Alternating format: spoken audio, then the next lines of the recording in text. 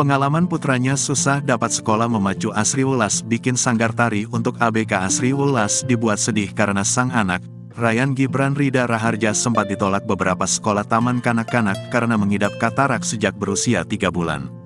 Perjuangan Asri Wulas mencari sang anak sekolah tidaklah mudah.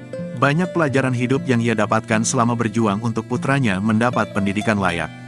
Gibran enggak ada sekolah yang mau terima. Sedih aku sebagai orang tua, bukan kecewa anakku enggak diterima sama sekali, bukan. Cuma maksudnya ternyata di dunia ini memang ada batasan-batasan yang masih begitu, kata Asri Wulas saat ditemui di Cimanggis Square Mall, Depok, Jawa Barat, belum lama ini. Sehingga wanita berusia 43 tahun itu mendirikan sanggar tari yang di dalamnya banyak menerima anak-anak dengan keterbatasan khusus. Keputusan tersebut melihat kejadian dari sang anak yang selama ini sulit untuk mendapatkan pendidikan layak.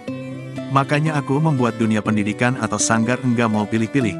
Jadi ada anak autis, istilahnya ABK, tunarungu diberi kesempatan untuk bisa belajar menari, tutur Asri Wulas. Ia menginginkan semua anak-anak khususnya berkebutuhan khusus mendapat pendidikan yang sama dan layak seperti anak normal lainnya. Karena menurutku anak-anak harus punya kesempatan, harus diberikan kesempatan supaya dia bisa menjadi dirinya sendiri dan mencapai cita-citanya, lanjutnya. Kemudian, Asri Wulas berharap pendidikan di Indonesia bisa memikirkan terkait hal tersebut sehingga anak-anak berkebutuhan khusus bisa menggapai cita-citanya. Jadi mudah-mudahan dunia pendidikan kita membaik, pungkas Asri Wulas.